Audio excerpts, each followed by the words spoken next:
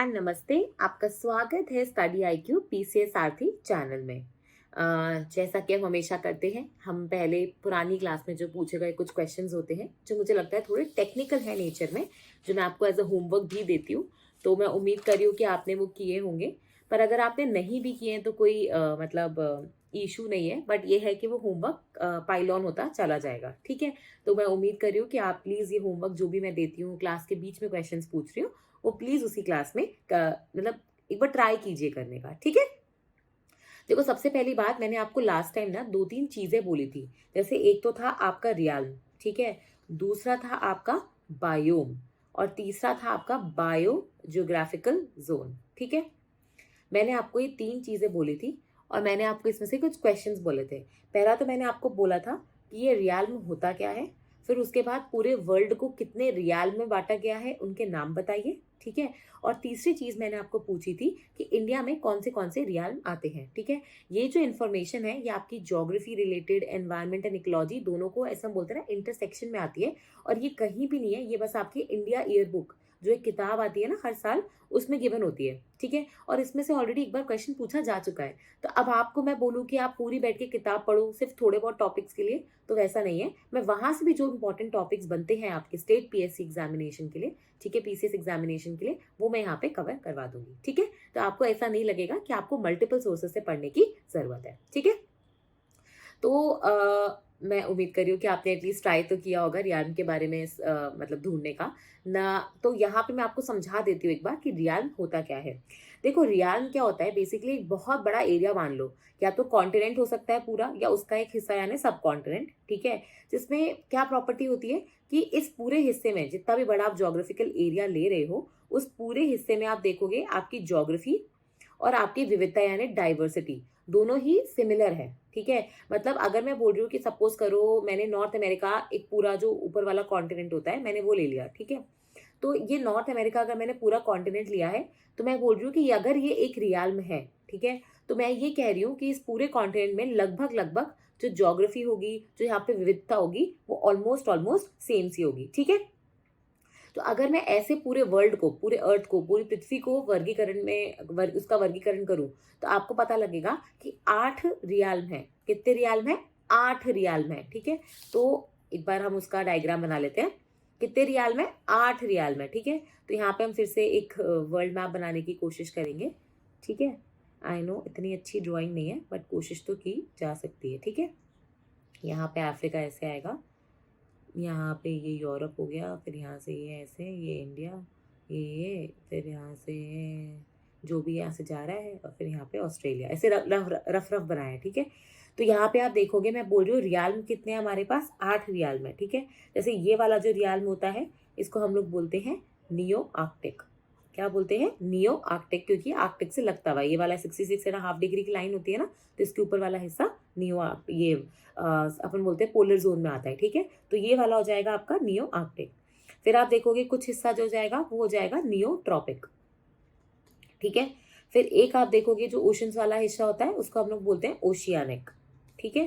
फिर एंटार्क्टिका वाला आपका एंटार्क्टिक, ठीक है, क्योंकि वो अलग से ही रहता है, बिल्कुल ही आपको पता है परमा फ्रॉस्ट है, 0 डिग्री से टेम्परेचर कम रहता है, लाइफ फॉर्म एग्जिस्ट नहीं करती, पेंगुइन्स वगैरह एग्जिस्ट करते हैं जो और कहीं मिलते नहीं है। अच्छा हाँ, एक क्वेश्चन है, बहुत इंटरेस्टिंग क्वेश्चन है। आपने पेंगुइन्स तो देखे होंगे, बड़े क्यूट से जो आप देखोगे एनिमल्स होते हैं, ऐसे बर्ड भी बोल सकते हो आप उनको, वो ऐसे ऐसे चलते हैं, ऐसे उनके फ्लैप्स होते हैं ना। और ये आपने उसमें मूवीज वगैरह में बहुत देखा होगा, ठीक है, पेंगुइन्स को। तो ये जो पेंगुइन्स होते हैं, क्या ये सिर्फ एंटार्क्टिका में मिलते हैं, या ऐसी एक और जगह है जहाँ पे आपको ये पेंगुइन्स मिलते हैं, और एक्चुअली मिलते हैं? चलो मैं आपसे ये पूछ ही नहीं रही कि ये मिलते हैं या नहीं, पर मिलते हैं, इतना मैं आपको बता देती हूँ। एक छोटा सा आइलैंड है, उस आइलैंड का नाम आप मुझे बताएंगे, वो कहाँ पे लोकेटेड है, जहाँ पे आपको पेंगुइन्स देखने को मिलते हैं अपार्ट फ्रॉम एंटार्क्टिका, ठीक है। तो ये है। फिर आप देखोगे कि आपका जो ये वाला ऊपर वाला जोन हो जाएगा, वो आपका पेली आर्कटिक हो जाएगा। ये नियो आर्कटिक है, ये पेली आर्कटिक है, ठीक है। फिर ये जो अफ्रीका वाला है, वो एफ्रोट्रॉपिक हो जाएगा, ठीक है। फिर ये वाला जो हिस्सा है, थोड़ा सा इसमें इंडिया में भी आएगा, वो है आपका इंडो मलाया।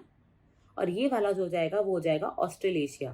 तो हो गए ना 8। ऑस्ट्रेलेशिया, ऑस्ट्रेलेशिया से शुरू करो, इंडो मलाया, फिर पेली आर्कटिक 3, फिर चौथा आपका ओशियानिक, पांचवा एफ्रोट्रॉपिक, छठवां एंटार्क्टिक, सातवां न्यूट्रॉपिक, आठवां न्यू आर्कटिक। ठीक है, तो ये करके ऐसे आपके 8 रियाल्म होते हैं। रियाल्म क्या होंगे? या तो बड़े बड़े सब कॉन्टिनेंट, या तो बड़े बड़े सब कॉन्टिनेंट्स, या फिर एंटायर कॉन्टिनेंट जिसमें आपकी ज्योग्राफी और आपकी विविधता दोनों सिमिलर रहती है। ठीक है, इसमें कोई कंफ्यूजन? नो। अब मैंने आपसे बोला था कि इंडिया में कितने रियाल्म होते हैं ना, तो इंडिया में 2 रियाल्म आते हैं, ये वाले, एक तो पहली आर्कटिक और एक आपका इंडो मलायन। ठीक है, कौन से हैं? पहली आर्कटिक और इंडो मलायन। ठीक है, तो इंडिया में ये 2 आप बोल सकते हो रियाल्म आते हैं। वैसे ही मैंने आपको एक क्वेश्चन पूछा था बायोम पे, वो भी देख लेते हैं यहाँ पे, एक मिनट। मैंने आपको क्वेश्चन पूछा था बायोम पे, है ना, तो मैंने आपको बोला था कि आप आगे मेरे साथ वैसे भी पढ़ोगे कि हमने पृथ्वी को ना एक्चुअली बायोम्स में डिवाइड कर रखा है। तो बायोम क्या होता है? बायोम भी आप बोल सकते हो एक लार्ज एरिया होता है, ठीक है, जिसमें मेजरली हम ये बोलते हैं कि वेजिटेशन जो पाई जाती है ना वो सिमिलर है। ठीक है, मतलब ये वाला जो हमने क्लासिफिकेशन किया है उसमें वेजिटेशन को मद्देनजर रख के किया है। अब वेजिटेशन जो होती है ना किसी भी जगह की, फौना जो फ्लोरा जो होती है, जो फूल पत्तियां होती है, देखो उसी पे आधारित होते हैं आपकी फौना, कि कैसे टाइप के एनिमल्स मिलेंगे। ठीक है, अगर वहाँ पे घास फूस है ही नहीं तो आपको जो ग्रेजिंग या ब्राउजिंग एनिमल्स होते हैं वो कम मिलेंगे। समझ में आ रहा है आपको? इसलिए आप देखोगे डेजर्ट में क्योंकि घास फूस नहीं होती तो आपको घास फूस खाने वाले जानवर भी नहीं मिलते, मोस्टली आपको इंसेक्ट्स जो सैंड वगैरह में छुप जाए ऐसी फौना मिलती है। समझ में आ रहा है आपको? तो क्योंकि आपकी वेजिटेशन ऐसी है, आपकी वाइल्ड लाइफ जो होती है ना, फौना, वो भी उस पर निर्भर करती है। ठीक है, और वेजिटेशन कहाँ से डिसाइड होती है कि भैया कितना टेम्परेचर है, कैसी रेनफॉल हो रही है, कितनी मात्रा में हो रही है, ठीक है, उसकी फ्रीक्वेंसी क्या है, वो सब। तो अल्टीमेटली हम ये बोल रहे हैं कि क्लाइमेटिक कंडीशंस ने डिसाइड किया कि आपकी वेजिटेशन क्या होगी, और वेजिटेशन ने डिसाइड किया कि आपकी फौना क्या होगी। ठीक है, बट हम जो बायोम्स का क्लासिफिकेशन करते हैं कि भाई कितना बड़ा एरिया, जहाँ पे आप देखोगे वेजिटेशन जो है वो ऑलमोस्ट सिमिलर है, ठीक है, उसके बेसिस पे हम बायोम्स का क्लासिफिकेशन करते हैं। ठीक है, तो लगभग आप देखोगे हमारे पास 11 टाइप के बायोम्स होते हैं। ठीक है, ये अभी हम यहाँ पे फुली डिस्कस नहीं करेंगे क्योंकि ये मुझे अलग से ही आपको पढ़ाना है इन डिटेल। ठीक है, इन डिटेल हम इसको समझेंगे कि इसमें कौन कौन से बायोम होते हैं। हम ऐसे ट्राइंगुलर डायग्राम भी बनाएंगे जिसमें हम इनको क्लासीफाई करेंगे। ठीक है, समझ में आ रहा है? लगभग 11 बायोम होते हैं। अगर आप इंडिया में देखोगे तो हमारे पास ना कम से कम आई थिंक हाँ 5 बायोम्स जो हैं वो हमारे यहाँ आपको मिल जाएंगे। ठीक है, जैसे एक तो आपको डेजर्ट वाला एरिया मिल जाएगा, एक आपको ट्रॉपिकल फॉरेस्ट मिल जाएंगे, एक आपको ट्रॉपिकल ड्राई डेसिडुअस वाले फॉरेस्ट मिल जाएंगे, एक आपको कॉनिफरस मिल जाएंगे, ठीक है, एक आपको एल्पाइन मीडोज ग्रासलैंड्स ये सब मिल जाएंगे। तो ऐसे करके आप देखोगे हमारे पास 5 बायोम्स हैं। तो इंडिया में हमने क्या देखा? 2 रियाल्म है और 5 बायोम्स हैं। ठीक है, और फिर लास्ट चीज की तरफ चलते हैं जो है आपका बायोजियोग्राफिकल जोन। क्या है आपका बायोजियोग्राफिकल जोन? देखो बायोजियोग्राफिकल जोन मतलब होता है कि जब आप एक छोटी सी एंटिटी, जैसे सपोज करो आपने कोई कंट्री ली, ठीक है, उस कंट्री को आपने हिस्सों में डिवाइड कर दिया क्योंकि वहां पे लगभग climate, vegetation, flora, fauna almost आपको सिमिलर मिलेगा। अब पूरे इंडिया में तो आपको सेम फ्लोरा फौना नहीं मिलेगा ना, मतलब एलिफेंट्स आपको नीचे की साइड मिलेंगे लेकिन यहाँ नहीं मिलेंगे। वैसे ही नीलगिरी ताहड़ आपको यहाँ मिलेगा और कहीं नहीं मिलेगा। ऊपर के टाइप, ऊपर में आपको हिमालयन ब्राउन बियर मिलेगा, वो और कहीं नहीं मिलेगा, है ना। तो इसलिए आप देखोगे चूंकि आपकी वाइल्ड लाइफ, आपकी फौना, आपकी फ्लोरा, आपका क्लाइमेट बहुत अलग अलग है कंट्री के अंदर भी, तो हम उसको अलग अलग बायो जियोग्राफिकल जोन, नाम से समझ में आना चाहिए। बायो मतलब बायोलॉजी, ज्योग्राफी मतलब जो भी ज्योग्राफिकल कंडीशंस है जिसके अंदर क्लाइमेट भी आएगा, सॉइल भी आएगा, रॉक भी आएगा, सब कुछ, और वैसे हमने जोन्स बांट दिए। ठीक है, तो ऐसे करके आप देखोगे हमने भारत को, अपने इंडिया को 10 जोन्स के अंदर बांटा है। ठीक है, तो कौन से 10 जोन्स आते हैं? देखो आप ये जो ज्योग्राफी में पढ़ते हो ना, एक तो आपका ट्रांस हिमालयन रीजन जिसके अंदर आपकी जो ओल्ड माउंटेन्स, सबसे पुराने वाली जो माउंटेन्स थी, ठीक है, वो वाली आ जाएंगी। ओके, फिर आपकी यहाँ पे आएगी एक हिमालयन रीजन। ठीक है, फिर आपका नॉर्थ ईस्ट पोर्शन अलग हो गया क्योंकि वहां से बहुत सारी फास्ट फ्लोइंग रिवर्स बहती हैं, बीच में प्लेन एरियाज आते हैं, ये ऐसे ब्रेडेड चैनल्स बनते हैं। ये सारा हिस्सा आपने कहाँ पढ़ा है? अपनी ज्योग्राफी में। ठीक है, फिर उसके अलावा आपका डेजर्ट रीजन हो गया, वो थार वाला। ठीक है, फिर आपका एक सेमी एरिड रीजन हो जाएगा, फिर आपका एक गैंजेटिक प्लेन्स हो जाएंगे जहाँ पे आपको पता है बहुत ही हेविली पॉपुलेटेड है, हेवी डेंसिटी है, वहाँ पे बहुत सारा एग्रीकल्चर भी होता है। फिर आपके आइलैंड्स बिल्कुल अलग हो गए क्योंकि समुद्र के बीचों बीच है। फिर आपका वेस्टर्न घाट पोर्शन अलग हो गया क्योंकि वहाँ पे माउंटेन्स हैं, बहुत ज़्यादा बारिश होती है, बारिश भी 250 आप देखोगे सेंटीमीटर से ज़्यादा हो जाती है, तो बहुत ज़्यादा एकदम से बारिश होती है।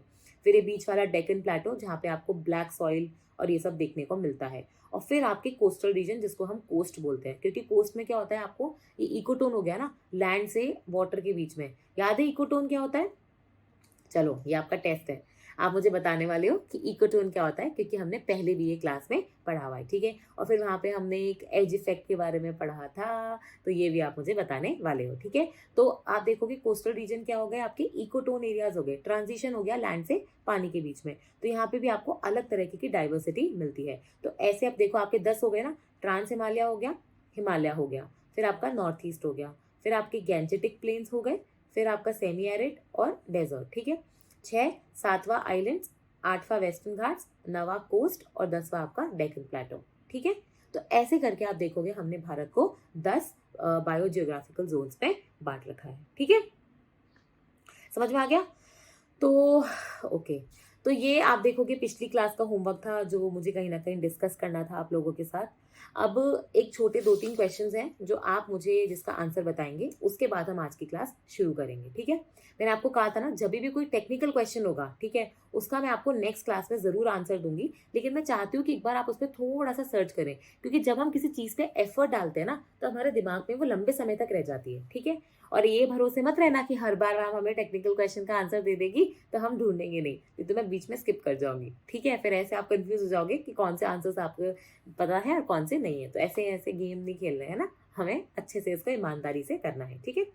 तो देखो आज की क्लास का आपका होमवर्क जो 2-3 मैंने एक तो आपको क्वेश्चंस पूछे वो है ही, साथ में आप मुझे कॉन्सेप्ट होता है इन्वायरमेंट इम्पैक्ट असेसमेंट का, जिसको हम लोग EIA बोलते हैं, ठीक है।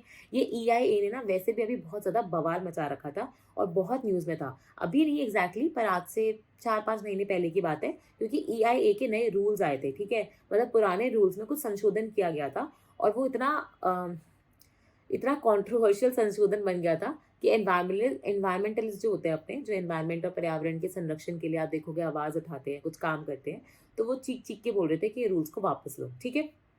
तो ये EIA क्या होता है, मैं आपसे उन रूल्स के बारे में जानकारी नहीं मांग रही, क्योंकि वो तो हम वैसे भी पढ़ेंगे, लेकिन मुझे आपसे ये जानना है कि EIA क्या होता है, इन्वायरमेंट इम्पैक्ट असेसमेंट क्या होता है, ठीक है। क्या आपने कभी इसके बारे में सुना है, क्या आपको उसका कभी कोई उदाहरण पता है, ठीक है। तो एक तो आप मुझे ये बताने वाले हैं। दूसरा, हमने याद है लास्ट टाइम मैंने जब आपको बायोडाइवर्सिटी या जैव विविधता पढ़ाया था, तो हम लोग वर्टिब्रेट्स और इनवर्टिब्रेट स्पीशीज के बारे में पढ़ रहे थे, करेक्ट है। मैंने आपको वर्टिब्रेट स्पीशीज में याद है बर्ड्स, एम्फीबियंस, रेप्टाइल्स, फिर आपके फिशेज है ना, मैमल्स, इन सब के बारे में बताया था। पर इसमें है ना वर्टिब्रेट्स में एक और क्लासिफिकेशन होता है वार्म ब्लडेड और कोल्ड ब्लडेड के बीच में, कि मतलब कुछ जैसे वर्टिब्रेट्स की जो 5 कैटेगरीज थी, जो 5 आप देखोगे इसमें हमने उसका वर्गीकरण किया था, उसमें से कुछ होते हैं जो कोल्ड ब्लडेड होते हैं और कुछ होते हैं जो वार्म ब्लडेड होते हैं, ठीक है। तो आप मुझे बताने वाले हो कि कौन से इन 5 कैटेगरीज में से वार्म ब्लडेड कहलाते हैं और कौन से आप देखोगे इन 5 कैटेगरीज में से कोल्ड ब्लडेड कहलाते हैं, ठीक है। समझ में आया? एक तो आप मुझे ये बताने वाले हो, ठीक है।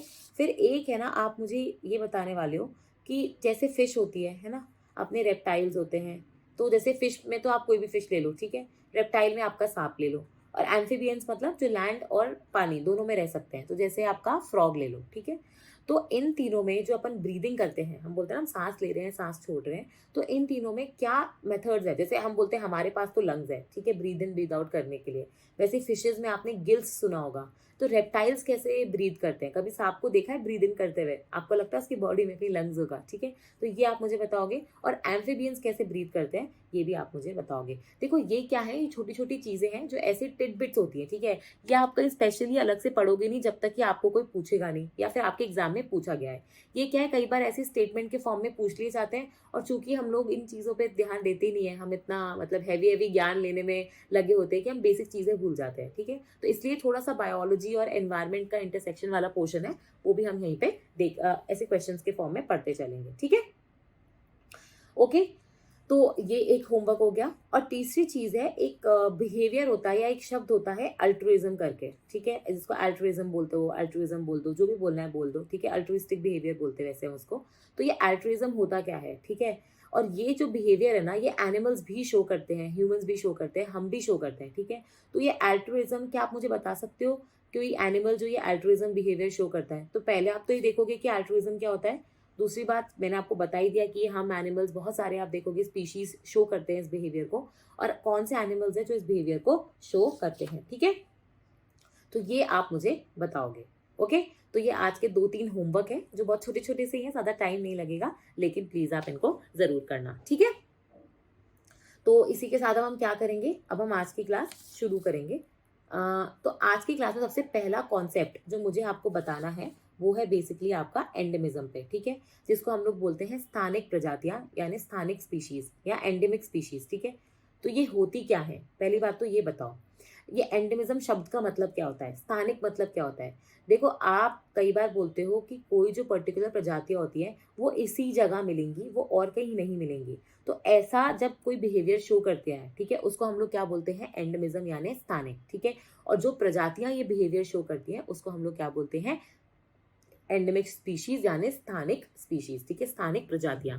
तो ये एंडेमिज्म में क्या हो गया, बेसिकली हम बोल रहे हैं कि कोई प्रजातियां जो सिर्फ एक पर्टिकुलर ज्योग्राफी में मिलेंगी, ठीक है। अब वो ज्योग्राफी छोटा सा माउंटेन भी हो सकता है, एक छोटा सा लेक भी हो सकता है, या पूरा कॉन्टिनेंट भी हो सकता है, उससे फर्क नहीं पड़ता, लेकिन ये इसी जगह पे ही मिलेगी, ठीक है। अब वो एरिया चाहे कितना ही बड़ा हो उससे फर्क नहीं पड़ रहा, वो एरिया किलोमीटर स्क्वायर में जा रहा हो या सेंटीमीटर स्क्वायर का हो, ठीक है, उससे फर्क नहीं है, लेकिन ये मिलेगा तो इसी एरिया में, इसके अलावा और कहीं नहीं मिलेगा।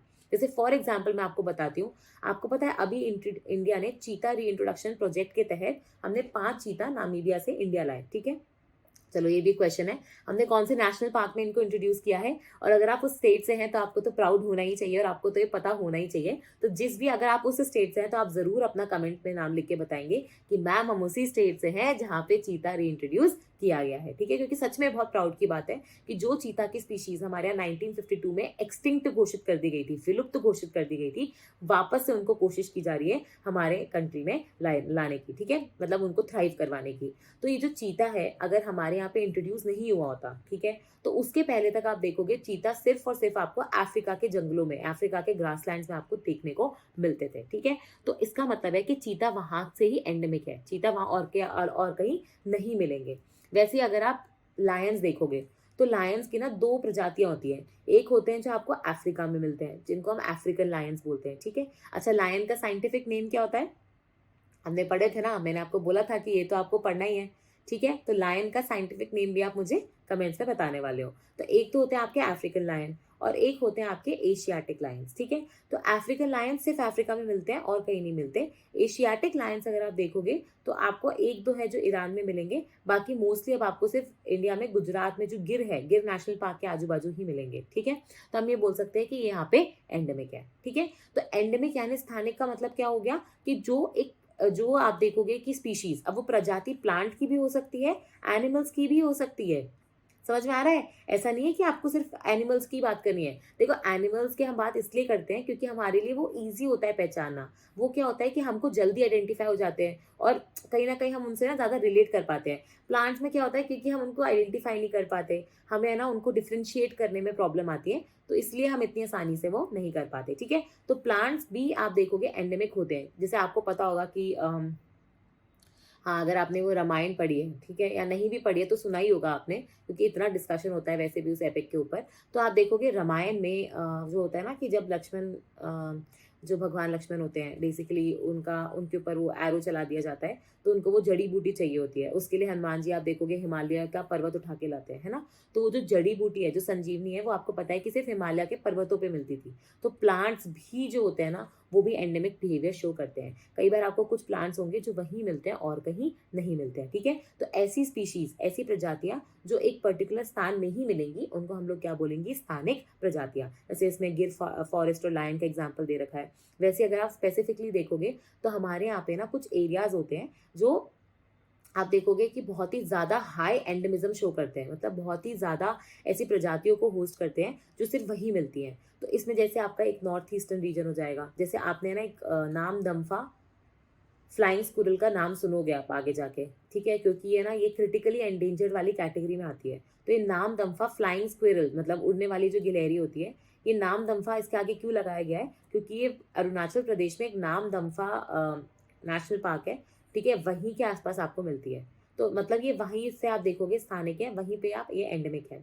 वैसे अगर आप वेस्टर्न घाट देखोगे इंडिया का, तो यहाँ पे आपको नीलगिरी ताहर एक मतलब गोट होती है जो नीलगिरी रीजन में मिलती है, ठीक है। वैसे ही आपका लायन टेल्ड मकाओ यहाँ पे जो आप देख सकते हो, ठीक है। तो ऐसे आपको बहुत सारे स्पीशीज मिलेंगे जो सिर्फ आपको यही देखने को मिलेंगे, ठीक है। समझ में आ रहा है? वैसे आपके एक पर्पल फ्रॉग था, एक बीच में आपका ऑरेंज स्पॉटेड फ्रॉग भी आया था जिसकी पूरी बॉडी ट्रांसपेरेंट थी, सिर्फ ऑरेंज आपको धब्बे दिख रहे थे, तब आपको रियलाइज हुआ कि ये फ्रॉग है, नहीं तो आपको वो फ्रॉग दिख ही नहीं रहा था। तो ऐसी कुछ स्पीशीज भी होती है जो आपके एक रीजन में एंडेमिक होती है। वैसे आप आगे जाके सुनोगे एक नारकुंडम हॉर्नबिल के बारे में, ठीक है, या हाँ, तो नारकुंडम हॉर्नबिल जो हो जाएगी, ये नारकुंडम आइलैंड्स अपने अंडमान और निकोबार में, वहीं पे आपको देखने को मिलेंगे और कहीं नहीं मिलेंगे, ठीक है। तो ऐसे आप देखोगे कि एंडेमिज्म आप बता सकते हो कि एंडेमिज्म शो कर रही है प्रजाति, मतलब ये यहीं पर्टिकुलर स्थान पे मिलती है, ठीक है। और ये तो मैंने आपको सिर्फ इंडिया के एग्जाम्पल दिए हैं, ऐसे आपको विश्व भर में एग्जाम्पल मिल जाएंगे जो एक पर्टिकुलर जगह ही मिलेंगे। जैसे पेंगुइन्स, पेंगुइन्स जो होते हैं वो मैंने आपको बताया ना, या तो एंटार्क्टिका या फिर वो एक और जगह जो आइलैंड्स हैं वहां पर मिलेंगे और कहीं नहीं मिलेंगे, ठीक है। तो वो आपकी क्या हो जाएंगी, स्थानिक प्रजातियां, ठीक है। अब एक तो हो गया एंडेमिक, कि भैया आप एंडेमिक हो, आप इसी जगह पे कहीं मिलोगे। अब इसका ऑपोजिट क्या होता है, कॉस्मोपॉलिटन। कॉस्मोपॉलिटन हम बोलते हैं ना, ये सिटी कॉस्मोपॉलिटन है। कॉस्मोपॉलिटन मतलब क्या होता है मुझे तो कॉस्मोपॉलिटन का मतलब होता है कि जहाँ पे भिन्न भिन्न प्रकार के आपको लोग एक साथ देखने को मिल जाते हैं, अगर हम सिटी की बात करते हैं। वैसे ही कॉस्मोपॉलिटन मतलब यहाँ पे क्या हो जाएगा कि वो हर जगह प्रेजेंट है, ठीक है। जैसे मैं कैसे बताऊँ एग्जाम्पल, बिल्ली बिल्ली हर जगह प्रेजेंट है, ठीक है। आप चाहे केरला में रहो, चाहे राजस्थान में रहो, चाहे आप हिमाचल प्रदेश में रहो, आपको बिल्लियाँ, कुत्ते, ये सब मिल जाएंगे, है ना। तो ये क्या है, आपके एंडेमिक नहीं है, ये आपके कॉस्मोपॉलिटन प्रजातियां हैं, ठीक है। अब यहाँ से हमारा मेजर टॉपिक शुरू होता है कि हमारी प्रजातियां कितने प्रकार की होती हैं, ठीक है। तो इसमें आज हम नए नए टर्म्स के बारे में उदाहरण के साथ समझेंगे और आपका ये टॉपिक यहीं पे खत्म भी करेंगे, ठीक है। पहला है आपका कीस्टोन स्पीशीज, ओके, जिसको हम लोग कीस्टोन प्रजातियां ही बोलते हैं। दूसरा आप देखोगे तो आपका आ जाएगा इंडिकेटर स्पीशीज, जिसको हम लोग सेंटिनल ऑर्गेनिज्म, ठीक है। सेंटिनल मतलब जो आप, इंडिकेटर मतलब जो कुछ इंडिकेट करे, ठीक है, उसके बारे में हम पढ़ेंगे। फिर एक है आपकी फ्लैगशिप स्पीशीज यानी प्रमुख प्रजातियां। फिर एक है आपकी अम्ब्रेला स्पीशीज, जिसको हम अम्ब्रेला स्पीशीज ही बोलते हैं। और एक होती है आपकी फाउंडेशन प्रजातियां, जिसको हम लोग आधारभूत प्रजातियां भी बोलते हैं। तो अब आप सोच रहे हो कि मैम ये क्या पढ़ा रहे हो आप, ये कैसी चीज हुई। तो अब हम एक एक करके इन प्रजातियों के बारे में समझेंगे। सबसे पहले हम समझते हैं कीस्टोन स्पीशीज के बारे में, जिसको हम लोग कीस्टोन प्रजातियां भी बोलते हैं। सबसे पहले तो आप मुझे बताओ, चलो स्पीशीज तो आपको पता है कि प्रजाति हो गई, कीस्टोन का मतलब क्या होता है।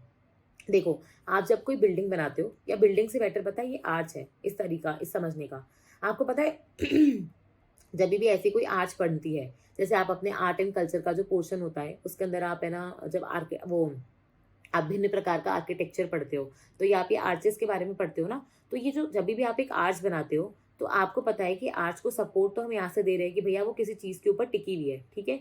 लेकिन आपको पता है ये जो बीच वाला पत्थर होता है, जहाँ पे लोड सेंट्रली डिवाइड हो रहा है, इसी को हम लोग की स्टोन बोलते हैं। अगर ये पत्थर सही नहीं हुआ ना, आपकी पूरी आर्च जो है ना वो नीचे आ जाएगी, ठीक है। तो की स्टोन मतलब क्या हो जाएगा, की स्टोन वो एक ऐसा महत्वपूर्ण स्टोन हो गया जिसके ऊपर कहीं ना कहीं पूरी आर्च टिकी हुई है। वैसे ही कीस्टोन प्रजातियां क्या हो जाएंगी, ऐसी प्रजातियां, ठीक है, जिसके ऊपर पूरा पारिस्थितिकी तंत्र टिका हुआ है। मतलब अगर इसमें कुछ घटा या बढ़ा, ये गायब हो गई या ये बहुत ज्यादा आ गई, तो इससे पूरे पारिस्थितिकी तंत्र में बहुत मेजर चेंजेस हो जाएंगे। मतलब छोटे मोटे चेंजेस नहीं होंगे, बहुत ऐसा होगा कि पूरा पारिस्थितिकी तंत्र भी हो सकता है कि खत्म ही हो जाए, ठीक है। तो ऐसी कुछ प्रजातियां जो, जिनके होने से, जिनकी मात्रा भी, जिनका कितनी मात्रा है, जिनके होने या ना होने से तो है ही, जिनकी मात्रा भी आप देखोगे डिसाइड करती है कि आपका पारिस्थितिकी तंत्र अच्छे से चलेगा या नहीं चलेगा। क्यों? क्योंकि एक तो ये उसका आधार, मतलब आधार तो नहीं, मतलब ये आप बोल सकते हो कि बहुत ही मेजर अपना भार लेके होंगी। और साथ ही इनके होने से ना बाकी सारी जो अपनी प्रजातियां होती है ना, वो भी कहीं ना कहीं उनका भी, वो भी इन पे निर्भर होंगी। मतलब उनका होना या ना होना वो भी इन कीस्टोन स्पीशीज पे डिपेंड करता होगा, ठीक है। अगर ये गायब हो जाएंगी ना, तो हो सकता है कि बहुत सारी और स्पीशीज जो है वो भी आपको गायब होती हुई नजर आ जाए, ठीक है।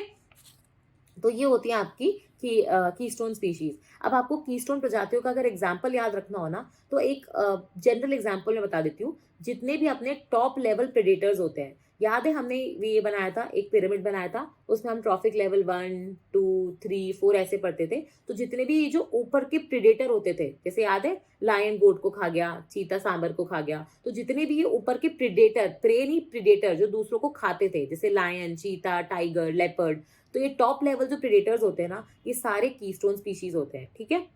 ऐसा नहीं है कि मतलब क्या कहते हैं ये सारे के सारे प्रीडेटर्स ही कीस्टोन होंगे। मैं तो आपको एग्जांपल बता रही हूँ। बहुत सारे हर्बीवोर स्पीशीज भी आप देखोगे कीस्टोन होते हैं, कार्निवोर भी हो सकते हैं, ठीक है।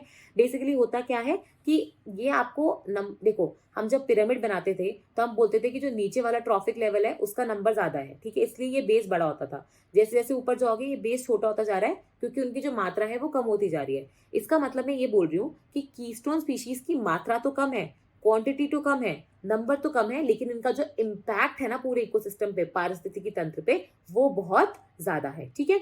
वैसे ही जैसे आपको मैं एग्जांपल अगर दूं, ठीक है, इसका कोई सी का अगर मैं एग्जांपल दूं तो सी में आपको एक ये तो वैसे भी आपके पीसीएस एग्जामिनेशन में पूछा जा चुका है। ड्यूगोंग करके एक सी एनिमल होता है, बेसिकली हम उसको सी काऊ बोलते हैं, ठीक है। सी में भी ऐसे एनिमल्स होते हैं जो हर्बीवोरस होते हैं, मतलब जो सिर्फ घास फूस खाते हैं, ये उसका एग्जाम्पल है सी काऊ, ठीक है, जिसको हम लोग ड्यूगोंग बोलते हैं। ये बेसिकली मरीन हर्बीवोरस एनिमल है, ठीक है।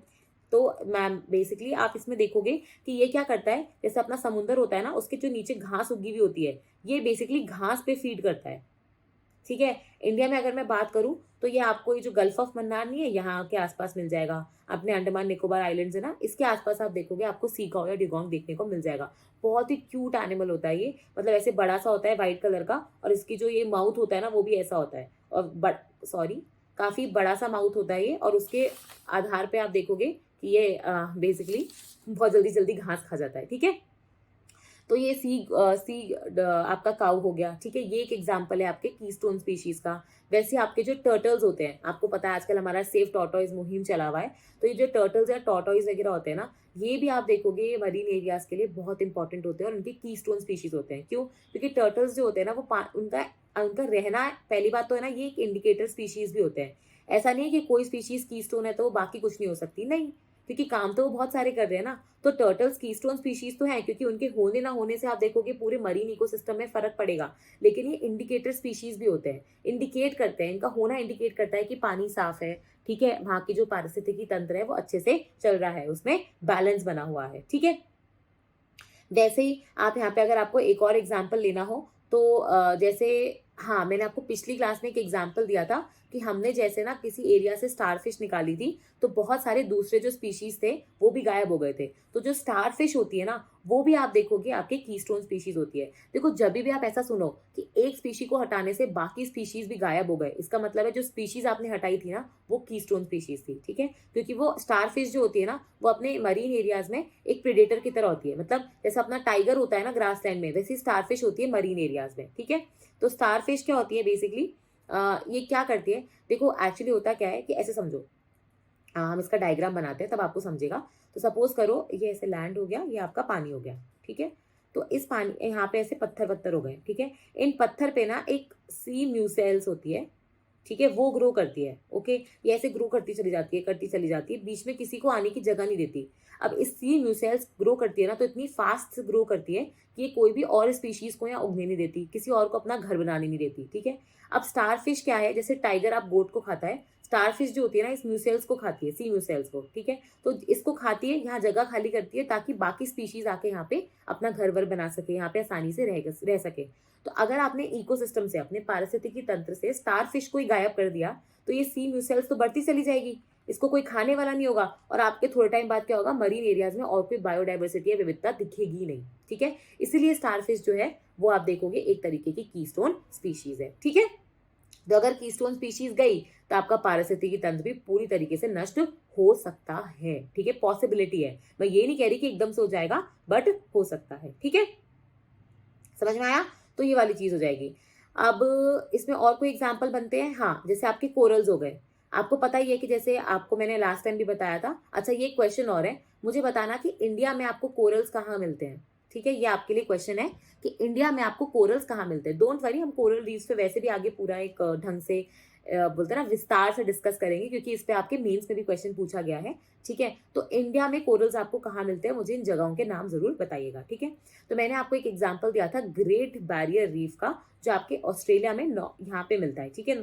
तो ये जो ग्रेट बैरियर रीफ होता है, ठीक है, इसके अंदर आप देखोगे कि यहाँ पे क्या होते हैं, आपके कोरल्स होते हैं, ठीक है। तो ये जो कोरल्स है ना, ये क्या होता है, इन्हीं के ऊपर आप देखोगे बहुत सारी दूसरी प्रजातियां जो होती है ना वो भी उगती हैं, इनकी वजह से आप देखोगे पूरी डाइवर्सिटी है। इनफैक्ट अगर आप कोरल्स रिमूव करते हो तो ऐसा कहते हैं कि 100 से ज्यादा स्पीशीज जो है ना वो विलुप्त हो जाती हैं अगले 1-2 सालों के अंदर। ठीक है, तो अगर ऐसा कुछ हो रहा है इसका मतलब वो स्पीशीज क्या हो गई है, वो प्रजाति क्या हो गई, कीस्टोन स्पीशीज। वैसे ही आपके पॉलिनेटर्स, आपको पता है एक हमारे फ्रूट आता है, आपने फिग के बारे में सुना होगा।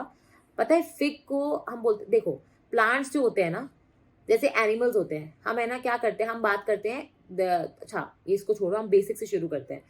हम रिप्रोडक्शन की जब हम बात करते हैं, ठीक है, तो हम दो तरीके की बचपन में रिप्रोडक्शन की बात करते थे। ये एक होता था एसेक्सुअल और एक होता है आपका सेक्सुअल, करेक्ट है। तो एसेक्सुअल तो जो आप देखोगे आपका अमीबा और इन सब में देखने को मिलता है, ठीक है, और सेक्सुअल जो आपको हम में एनिमल्स वगैरह में देखने को मिल जाता है, ठीक है।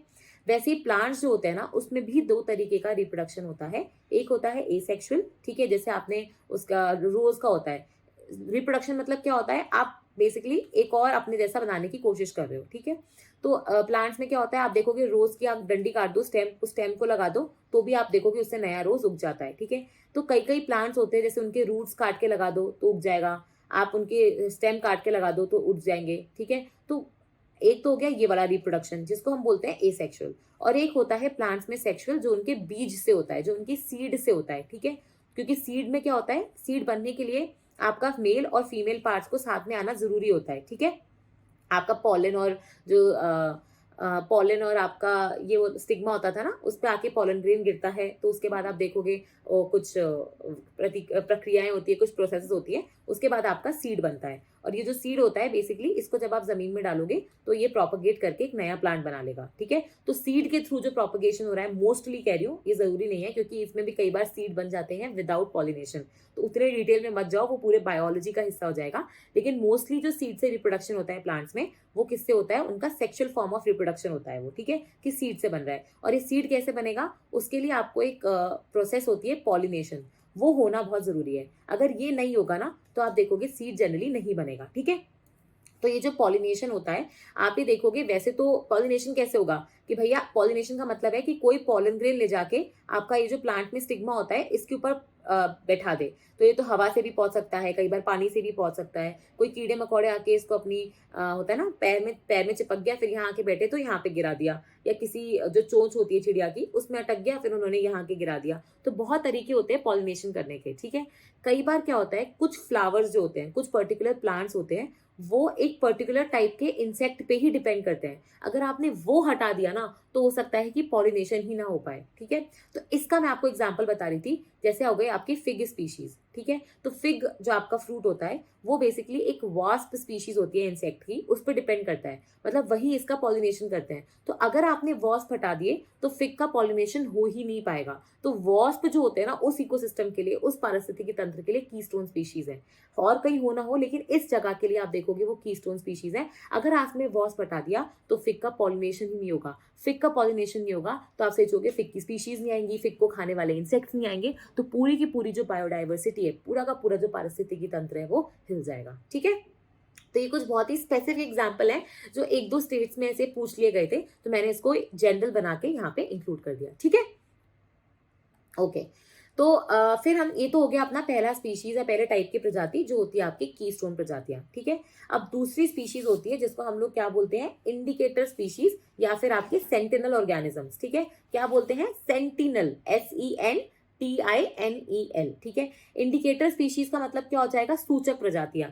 ऐसी कुछ प्रजातियां जो आपको कुछ इंडिकेट कर रही है, जो आपको कोई सूचना देने की कोशिश कर रही है, जिनका होना या ना होना इस बात को बता रहा है कि वो पारिस्थितिकी तंत्र अच्छा है या बुरा है। उनकी कम मात्रा में होना, ज्यादा मात्रा में होना, उनका कलर चेंज हो जाना, मतलब किसी ना किसी प्रकार से वो अपने बिहेवियर से आपको ये बताने की कोशिश कर रही है कि भैया आपका पारिस्थितिकी तंत्र कैसा है, ठीक है, या आपके पारिस्थितिकी तंत्र में कोई चेंज आया है, ठीक है। तो हो सकता है कि वो ये आपको इंडिकेट कर दे। तो ऐसी प्रजातियां जो आप कहीं ना कहीं बोल सकते हो आपके पर्यावरण को लेके काफी सेंसिटिव होती है। अगर पर्यावरण में जरा सा भी चेंज हुआ तो या तो आप देखोगे देखोगे वो पूरी गायब हो जाएंगी, या उनका नंबर बढ़ जाएगा, या उनका कलर वगैरह चेंज हो जाएगा, या उनकी मात्रा ऊपर नीचे हो जाएगी, तो वो कहीं ना कहीं आपको इंडिकेट कर रही है, सूचना देने की कोशिश कर रही है, कहीं ना कहीं एक वार्निंग की तरह काम कर रही है कि भैया इसमें कुछ चेंजेस हो रहे हैं, इनको प्लीज देखो, कंट्रोल करो, ठीक है, नहीं तो हो सकता है कि बहुत ज्यादा चेंजेस हो जाएं, ठीक है। तो ऐसी स्पीशीज को हम लोग क्या बोलेंगे, ऐसी स्पीशीज को हम लोग बोलेंगे सूचक प्रजातियां यानी इंडिकेटर स्पीशीज, ठीक है। इनफैक्ट आप देखोगे आजकल हम लोग इंडिकेटर स्पीशीज को देखो, अगर आपको ये पता लगाना है कि पानी कितना गंदा है, तो एक तो होता है कि भैया आप उसका वो केमिस्ट्री लैब में ले जाके उसका पीएच टेस्ट करोगे, बीओडी चेक करोगे। बाय बीओडी क्या, अच्छा ये चारों चीजें आप मुझे कमेंट सेक्शन में बताने वाले हो। पीएच का फॉर्मूला तो चलो हमने पहले कर लिया है, बीओडी क्या होता है, सीओडी क्या होता है, ठीक है, टीडीएस क्या होता है, तो ये सब चीजें हम एक लैब में जाके चेक करते हैं, तब हमें पता लगता है कि पानी खराब है, ठीक है। आपको पता है पानी खराब करने का नहीं, पानी के खराब होने का प्रमाण आप वहां पे रहने वाले प्रजातियों से भी लगा सकते हो, ठीक है।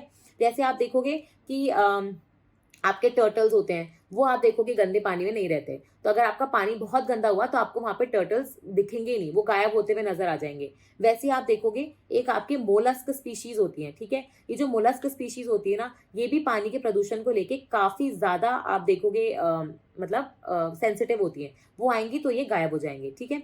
वैसे ही आप देखोगे कुछ प्रजातियां होती हैं वो सिर्फ गंदे पानी में मिलती है, जैसे आपके जो वर्म्स होते हैं, कीड़े मकोड़े होते हैं, जैसे ट्यूबिफेक्स करके वर्म्स होते हैं, उनका प्रेजेंस अगर है आपके पानी में, इसका मतलब है कि आपके पानी में सीवेज का पानी मिला हुआ है, मतलब आपका पानी बहुत ही गंदा है, समझ में आ रहा है। तो एक तो हो गया कि आपने केमिस्ट्री की लैब में जाके चेक कर लिया, और एक हो गया कि आपने वहां की प्रजातियों को देख के ही ऑब्जर्व करके बता दिया कि भैया ये इंडिकेट कर रही है कि या तो पानी गंदा है या पानी साफ है, ठीक है।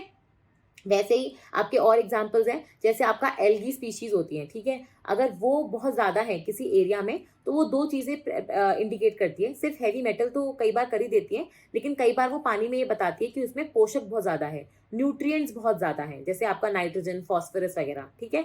तो इसका मतलब क्या है कि वहां पे कहीं ना कहीं से पोषक बहुत ज्यादा आ रहे हैं, और कहीं ना कहीं क्या मतलब उसके आसपास जो एग्रीकल्चर की फील्ड्स है ना, वहां से पानी डायरेक्टली डंप हो रहा है, तो वो कहीं ना कहीं आप देखोगे थोड़ा खतरनाक भी हो सकता है, ठीक है। वैसे ही आप देखोगे कि आपको पता है तुलसी का पेड़, जो आप वैसे भी जिसकी पूजा वगैरह भी होती है इंडियन घरों में तो स्पेसिफिकली, और आपको पता होगा कि हम लोग कई बार बोलते हैं ना कि यार इस मिट्टी में तुलसी का पेड़ नहीं उग पा रहा, कुछ तो प्रॉब्लम है। वो प्रॉब्लम पता है क्या है, कि तुलसी जो होता है ना उसको कॉपर चाहिए, अगर आपके कॉपर नहीं है ना आपकी मिट्टी में, तो कहीं ना कहीं तुलसी इतनी अच्छे से उग नहीं पाती है, ठीक है। तो तुलसी का होना कॉपर को इंडिकेट करता है, ठीक है। तो ये आप देखोगे एक तरीके से सॉइल में कैसे न्यूट्रिएंट्स है आपके, ये उसके बारे में आपको बता देता है। वैसे आप देखोगे मैंने आपको एक लिचन स्पीशीज के बारे में बताया था, जो एल्गी और फंगस के मिलने से बनती है, ठीक है। तो ये ना आपका एयर पोल्यूशन से बहुत सेंसिटिव होती है, जहां पे भी हवा बहुत प्रदूषित होगी ना, वहां पे आप देखोगे लिचन्स ग्रो नहीं कर पाएंगे, ठीक है। वैसे ही आपकी एक स्पीशीज होती है स्टोन फ्लाई, ठीक है। ये जो स्टोन फ्लाई स्पीशीज होती है ना, ये आप अगर प्रेजेंट है आपके पानी में, तो ये बता रही है कि पानी में अच्छा खासा ऑक्सीजन है, मतलब आपका डिजोल्व ऑक्सीजन जो है ना वो काफी अच्छा है। अगर स्टोन फ्लाई स्पीशीज नहीं है, मतलब अगर है, तो ये बता रही है कि ऑक्सीजन जो है आपके पानी में अच्छे तरीके से डिजोल्व है, ठीक है, समझ में आया। वैसे आप देखोगे कि फ्रॉग्स हो गया, आपके टोड्स हो गए, अर्थवर्म हो गया, अगर किसी मिट्टी में अर्थवर्म अच्छे से है, इसका मतलब है कि उस मिट्टी में काफी ज्यादा आप देखोगे पोषक भी होंगे, क्योंकि अर्थवर्म क्या करते हैं, डिकम्पोज करते हैं, है ना, मैंने आपको बताया था ना, डिकम्पोजर्स, डेट्राइटिवोर्स, तो ये वो होते हैं, और ये क्या करते हैं, मिट्टी को अच्छा खासा चूरा कर देते हैं, तो मिट्टी में पोषक तत्व भी अच्छे होते हैं, ठीक है।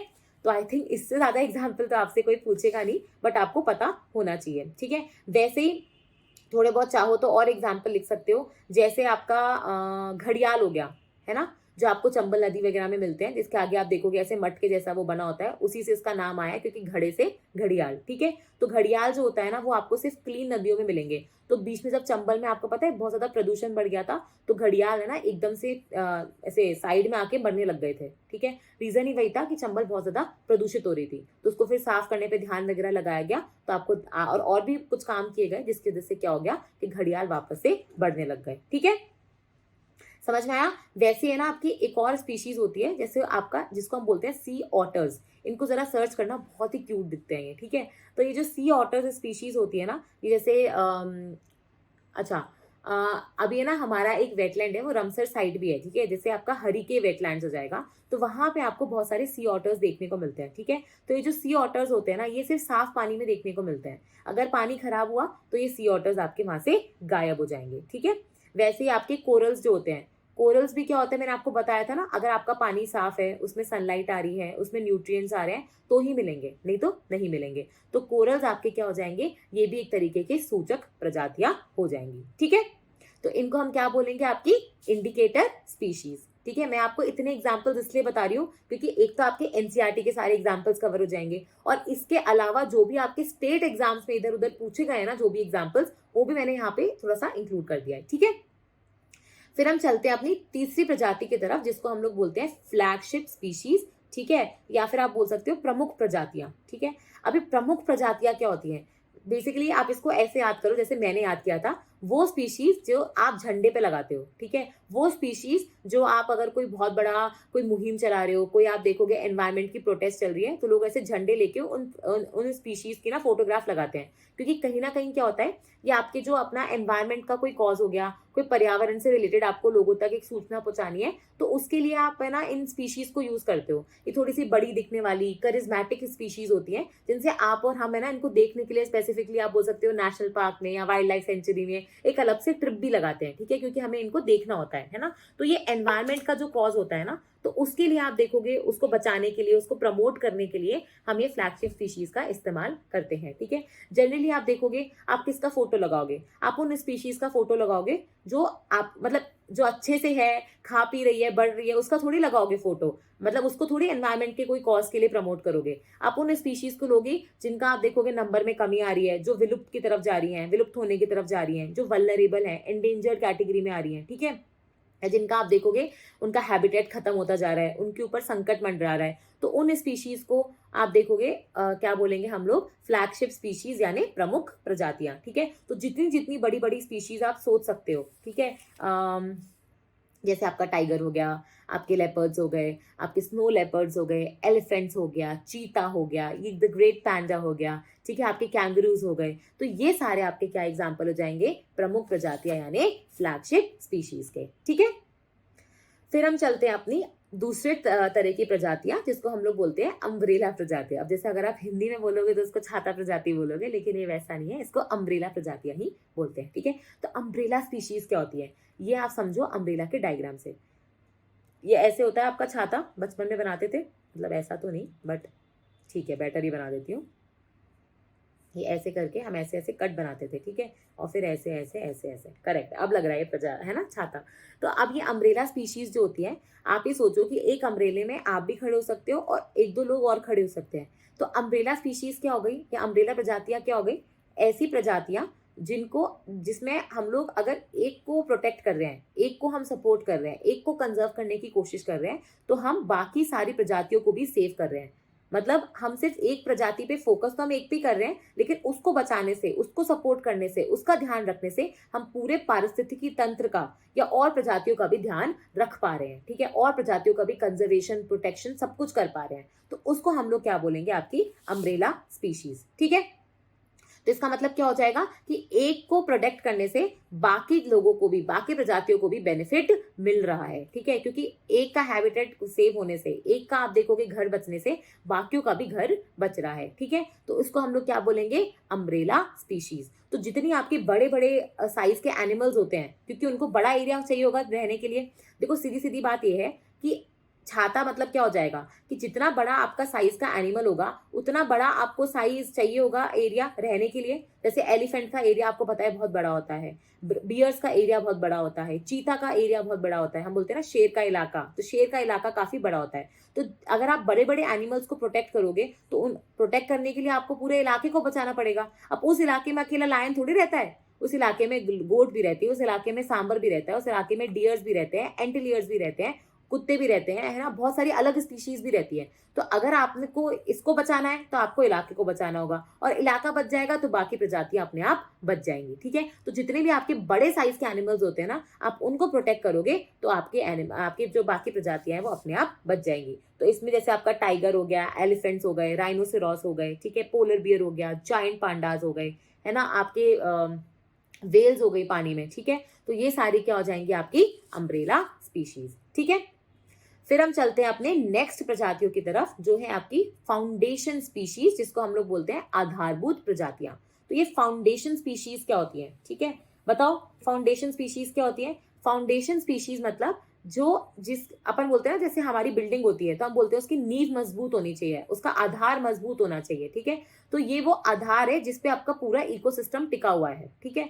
ये आधार निकाल दोगे तो इकोसिस्टम पूरा का पूरा मिट जाएगा, ठीक है। मतलब आपको अगर नया इकोसिस्टम या पारिस्थितिकी तंत्र बनाना भी है तो इनका होना बहुत जरूरी है। इसके बिना आप नया इकोसिस्टम या पारिस्थितिकी तंत्र नहीं बना पाओगे, ठीक है। तो जैसे हम लोगों ने याद है पहला वाला जो पढ़ा था कि कीस्टोन स्पीशीज, कीस्टोन कौन सी थी? ऊपर वाली जो प्रेडेटर स्पीशीज होती हैं। फाउंडेशन स्पीशीज नीचे वाली, आधारभूत वाली। मतलब अगर मैं ये पिरामिड बनाऊं तो उसमें नीचे वाली जो होंगी ना, ये तो हो जाएंगी आपकी आधारभूत, और जो ऊपर वाली थी ना वो थी आपकी कीस्टोन, ठीक है। फर्क समझ में आया? तो ये आधारभूत वाली मतलब क्या होता है? जिसके ऊपर पूरा इकोसिस्टम पारिस्थितिकी तंत्र टिका हुआ है, ठीक है। इनको गायब कर दोगे तो ये पूरा अपने आप ही हिल जाएगा, ठीक है। मतलब ये जो होते हैं ना जनरली आपके जो प्राइमरी प्रोड्यूसर्स होते हैं, जो खुद का खाना खुद बना सकते हैं, ये वो वाले स्पीशीज होते हैं। ये ज्यादा होते हैं नंबर में, ठीक है, मात्रा में बहुत ज्यादा होते हैं, और पूरे इकोसिस्टम को, पूरे पारिस्थितिकी तंत्र को ये आप देखोगे डोमिनेट करते हैं, ठीक है। और जनरली आप देखोगे प्राइमरी प्रोड्यूसर्स ही फाउंडेशन स्पीशीज होते हैं। तो जो भी प्राइमरी प्रोड्यूसर्स है, जैसे आपके पेड़ पौधे हो गए, एल्गी हो गई, या आपके फाइटोप्लैंक्टॉन्स हो गए, ठीक है, मरीन एरियाज में, तो वो सारे क्या हो जाएंगे? आपके फाउंडेशन यानी आधारभूत प्रजातियां, ठीक है। वैसे तो मैं आपको ये पढ़ाऊंगी, लेकिन अगर आपको पता है, देखो 2-3 चीजें होती हैं। एक होता है केल्प, एक होता है सीवीड, एक होता है एल्गी। अब ये तो मैं आपसे ऐसी जनरली पूछ रही हूँ, क्या ये तीनों सेम चीज है या तीनों अलग है? अलग है तो कैसे अलग है? तो ये आप मुझे बताने वाले हो, ठीक है। ये मुझे बताने वाले हो, ये आपका होमवर्क है कि केल्प, सीवीड और एल्गी क्या ये अलग अलग है, क्या ये सेम है? अलग है तो कैसे अलग है, ठीक है। तो ये आपकी क्या हो जाएंगी? Foundation species. इवन आपकी जो लिचन्स होती है, क्योंकि वो भी आपको पता है खुद का खाना खुद बनाती है, उसमें एल्गी और फंगस दोनों होता है ना, तो वो भी आपकी फाउंडेशन स्पीशीज यानी आधारभूत प्रजातियां कहलाती हैं, ठीक है। तो ये मोटा मोटी तौर पे आप देखोगे हमने स्पीशीज के बारे में डिस्कशन किया था। अब एक स्पीशीज और होती है जिसका यहाँ जो एक्चुअली मैं आगे पढ़ाने वाली थी, लेकिन वो हम यहाँ पे एक बार पढ़ ही लेते हैं, क्योंकि इससे क्या होगा कि आपकी जितनी भी तरीके की प्रजातियां एग्जिस्ट करती है वो यहीं पे एक साथ सारी डिस्कस हो जाएंगी, ठीक है। वो है आपकी इन्वेजिव स्पीशीज, या फिर उसको हम बोलते हैं एग्जॉटिक स्पीशीज, उनको हम बोलते हैं एलियन प्रजातियां, उनको हम बोलते हैं नॉन एंडेमिक, मतलब जो स्थानिक नहीं है, जो कहीं और से लाई गई हैं वो प्रजातियां, या फिर नॉन नेटिव प्रजातियां, ठीक है, या फिर उनको हम बोलते हैं इंट्रोड्यूस्ड, कहीं से लाई गई प्रजातियां। नाम सबका मतलब सेम ही है, ठीक है। कहीं जैसे ये आपका इकोसिस्टम है, ये आपका पारिस्थितिकी तंत्र है, इसमें कुछ प्रजातियां आपको मिलती हैं, लेकिन आपने कोई प्रजाति बाहर से लाई, या तो आपने लाई, या वो अपने आप ही आ गई, या वो कोई नेचुरल प्रोसेस की वजह से आ गई, लेकिन वो यहाँ की ओरिजिनल प्रजाति नहीं है, ये यहाँ की नेटिव प्रजाति नहीं है, ये यहाँ की स्थानिक या एंडेमिक प्रजाति नहीं है, ये कहीं बाहर से लाई गई है। तो इसको हम लोग non native, non endemic, introduced, ठीक है, एलियन क्योंकि कहीं बाहर से आई है, ठीक है, फिर या फिर आप बोल सकते हो एग्जॉटिक, ठीक है। तो इन प्रजातियों को हम लोग क्या बोलते हैं? Exotic species. जैसे इसका जनरली नाम हम एग्जॉटिक स्पीशीज बोलते हैं कि जो बाहर से कहीं लाई गई है। अब मैंने क्या बोला, ये आप जानबूझ के भी ला सकते हो, कई बार अनजाने में ले आते हो। अब आप बोलोगे मैम अनजाने में कैसे लाए? भाई आपको पता है जैसे सबसे बड़ा कारण क्या है हमारी एग्जॉटिक स्पीशीज के आने का? वो है आपके समुद्र में जब आपकी शिप्स चलती हैं। जैसे ये समुद्र है आपका, ठीक है, इसमें कोई शिप है, तो आपको पता है शिप का बॉटम होता है, इसमें भी बहुत सारी जो प्रजातियां होती है वो चिपक जाती हैं। अब आप सोचो कि आप है ना, कोई शिप है, वो पैसिफिक ओशन से आप इंडियन ओशन लेके आ रहे हो, ठीक है, तो इसके जो नीचे चिपकी हुई प्रजातियां हैं वो यहाँ से अपने आप आ गई ना। ये प्रजातियां हमारे इंडियन ओशन में मिलती नहीं थी, ये पैसिफिक ओशन की स्थानिक प्रजातियां थी, लेकिन अब ये इंडियन ओशन में आ गई। तो क्या ये हम जानबूझ के लाए? नहीं, ये अपने आप देखोगे डेलिब्रेटली हमने कुछ नहीं किया, ये अपने आप ही आ गई, ठीक है। कई बार हम लोग डेलिब्रेटली इंट्रोड्यूस करते हैं, जैसे हमारे यहाँ पे इंडिया में एक प्लांट की स्पीशीज है जिसका नाम है लैंटेना कैमरा, ठीक है। ये जो लैंटेना कैमरा है ना, ये आप देखोगे कि हमारे यहाँ पे क्या हुआ था कि पहले के जमाने में आपको पता है कि चूल्हे चलते थे, है ना, गैस तो होती नहीं थी, तो वो जो चूल्हे चलते थे उसके लिए आपको लकड़ी चाहिए, तो आपको ऐसे पेड़ चाहिए होते थे तो एक तो ज्यादा टहनियां वगैरह प्रोड्यूस करें और जल्दी जल्दी ग्रो हो, ताकि लोगों की जो ये चूल्हे की नीड है ये पूरी हो सके, ठीक है। तो इसके लिए आपने एक पेड़ था, ये बेसिकली आपको अमेरिका में मिलता है, ये हमने इंडिया में ले आया, ठीक है, लैंटेना कैमरा करके। तो ये क्या हो जाएगा आपका एग्जॉटिक स्पीशीज, जो बाहर से कहीं हमारे देश में लाया गया, ठीक है। अब एग्जॉटिक स्पीशीज में ही एक सब क्लासिफिकेशन होता है जो होता है इन्वेजिव स्पीशीज का। कहने का मतलब समझ रहे हो? मैं ये कह रही हूँ, ये हो गया बड़ा सर्कल एक्सोटिक स्पीशीज का। ये वो प्रजातियां हैं जो हमारे यहाँ नहीं मिलती, जो बाहर से कहीं लाई गई हैं। लेकिन ये सारी प्रजातियां आप देखोगे हार्मफुल नहीं है। ये सारी प्रजातियां आप देखोगे हमें नुकसान नहीं पहुंचा रही। ऐसा नहीं है कि जो शिप के नीचे लग के सारी ये जो प्रजातियां आई थी, ये सारी की सारी इंडियन ओशन में जाके तबाही मचाएंगी, नहीं। लेकिन इसमें से हो सकता है कुछ 1-2% प्रजातियां ऐसी हो जो हमारे इंडियन ओशन में आके तबाही मचा दे, जो हमारी खुद की विविधता को कम कर दे, हमारी बायोडाइवर्सिटी को वो कम कर दे, हमारी यहाँ की जो प्रजातियां हैं उनको नेगेटिवली इंपैक्ट करे। तो उन प्रजातियों को हम क्या बोलते हैं? Invasive species. क्या बोलते हैं? Invasive species. तो एक्सोटिक स्पीशीज का एक छोटा सा सर्कल, ठीक है, उन प्रजातियों का जो एक्सोटिक है, जो बाहर से लाई गई है, लेकिन अब वो क्या हो गई है? हमारे इकोसिस्टम के लिए, हमारे पारिस्थितिकी तंत्र के लिए इन्वेजिव भी बन गई है। ठीक है, तो मैंने आपको यहाँ पे एक्सोटिक स्पीशीज का आंसर बता दिया। अब आपका होमवर्क क्या है, ये हम यहाँ से अपनी नेक्स्ट क्लास शुरू करेंगे। आप मुझे बताओगे कि इन्वेजिव स्पीशीज कौन सी होती हैं। ठीक है, इनके एग्जाम्पल आपको पता या नहीं है, हम इन्वेजिव स्पीशीज को नेक्स्ट क्लास में लेके चलेंगे। ठीक है, ये थोड़ा सा आपका होमवर्क भी हो जाएगा। और ये आप इतना सुनते हो न्यूज में, आपकी इतनी बार स्टेट पीसीएस एग्जामिनेशन में पूछा गया है कि हम इसको इग्नोर भी नहीं कर सकते। तो इसके हम बहुत सारे उदाहरण हैं जो हम अगली क्लास में डिस्कस करेंगे, लेकिन आप थोड़ा सा एक बार होमवर्क की तरह भी लीजिए। और अगर आपको पता है कोई इन्वेजिव स्पीशीज के नाम, तो वो जरूर लिखेगा। ठीक है, तो इसी के साथ हमारा ये वाला लेक्चर यहीं खत्म होगा। हम फिर से मिलेंगे, तब तक के लिए धन्यवाद।